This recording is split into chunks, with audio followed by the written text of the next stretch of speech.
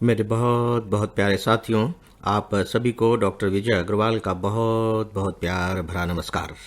Friends, इससे पहले कि मैं अपने बात की शुरुआत करूं, एक क्षमा याचना करता हूं, और वो ये कि अभी मेरे दांतों का ट्रीटमेंट हुआ है, जिसकी वजह से मुझे बहुत स्पष्ट रूप से बोलने में थोड़ी परेशानी हो रही है।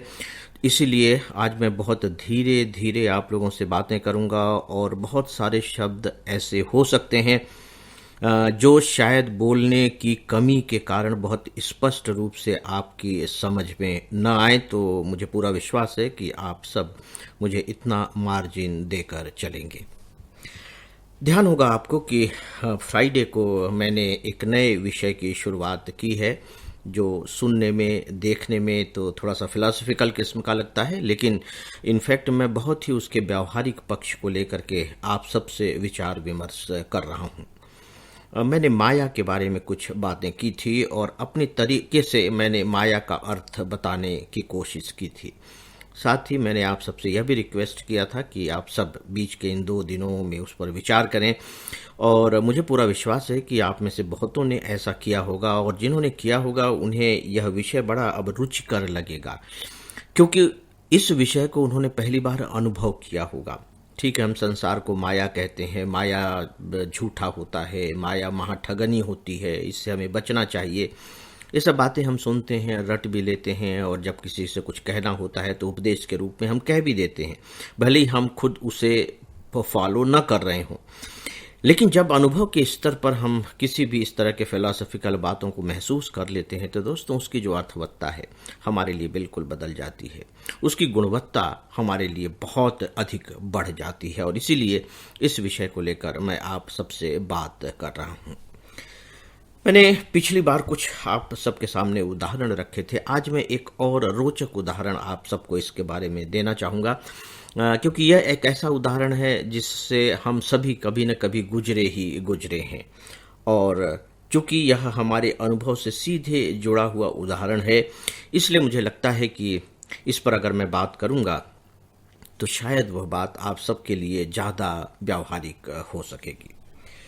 दोस्तों, मैं आज प्रेम के माया जाल पर बात करने जा रहा हूँ। प्रेम का माया जाल। हालांकि यह शीर्षक आपको थोड़ा सा उटपटांग सा लग सकता है कि प्रेम और माया जाल कैसे हो सकता है, क्योंकि प्रेम तो बहुत बड़ी ऊर्जा है, बहुत बड़ी शक्ति है, इसी के माध्यम से हम ईश्वर तक पहुँचते हैं। तो फिर ये माया जाल कैसा है? आइए इसे थोड़ा सा समझ लेते हैं, क्योंकि जिस प्रेम के जरिए हम ईश्वर तक पहुंचते हैं, या वह प्रेम जो दुनिया को एक बनाए रखता है, एक दूसरे से जोड़ता है, वह कौन सा है? और जिस प्रेम में हम उलझते हैं, जो प्रेम हमें परेशान करता है, वह प्रेम कौन सा है? मुझे लगता है कि इस बातचीत के जरिए शायद इस तथ्य को आप सब बहुत अच्छे तरीके से समझ सकेंगे। प्रेम का माया जाल। दोस्तों, इनफैक्ट सच बात यह है कि प्रेम अपने आप में माया नहीं है, प्रेम अपने आप में सच है। यह हमारे हृदय में उठता है, हमारे विचारों में उठता है, हमारे मन में उठता है, यानी कि यह सच है। लेकिन मैंने जो माया जाल कहा है वो थोड़े से एक दूसरे संदर्भ में कहा है। आप अपने उन दिनों को याद कीजिए, अगर आप युवा नहीं हैं तो, और अगर आप युवा हैं तो अपने अभी के कुछ घटनाओं को याद कर सकते हैं। आप स्कूल जा रहे हैं, कॉलेज जा रहे हैं, या समाज में आप इंटरेक्शन कर रहे हैं।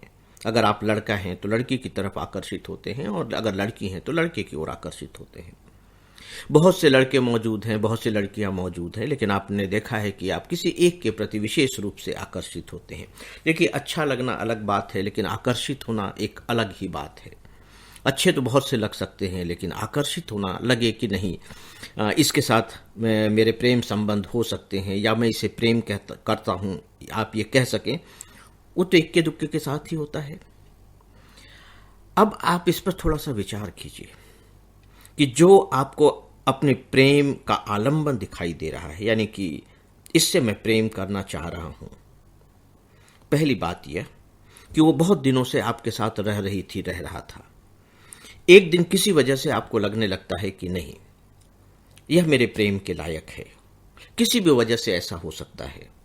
हो सकता है कि आपको कोई भ्रम ही हो गया हो, या उसकी चेष्टाओं से, एक्टिविटीज से, निगाहों से, किसी और के माध्यम से आपको कुछ ऐसा आभास हुआ हो कि नहीं, वह भी मुझे प्रेम करता है, प्रेम करती है, तो मैं भी उसे प्रेम करता हूं, प्रेम करती हूं। बस अब आपको थोड़ा सा यहीं सतर्क होना है। अब आप अपने इस भावना को दो भागों में विभाजित कर दीजिए, बहुत स्पष्ट रूप से। पहला भाग वह है जब आप उसके साथ थे, रोज मुलाकात होती थी, लेकिन प्रेम का विचार आपके दिमाग में नहीं आया था। और दूसरा भाग वह है जबकि प्रेम का विचार आपके दिमाग में आ चुका है। बस आप केवल इन दोनों के अंतर को समझने और पकड़ने की कोशिश कीजिए। दोस्तों, अब चूंकि वक्त इतना नहीं है कि मैं इस पर थोड़े से विस्तार के साथ जा सकूं, कल मैं डेफिनेटली इस पर हो सका तो और कुछ बातें करूंगा, लेकिन फिलहाल आप इतना जरूर करें, अपने इस प्रेम की भावना को दो भागों में विभाजित कर दें।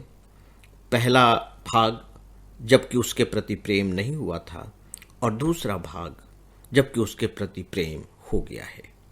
आपको बहुत मजा आएगा और शायद एक बहुत ही सत्य से आप साक्षात्कार कर सकेंगे।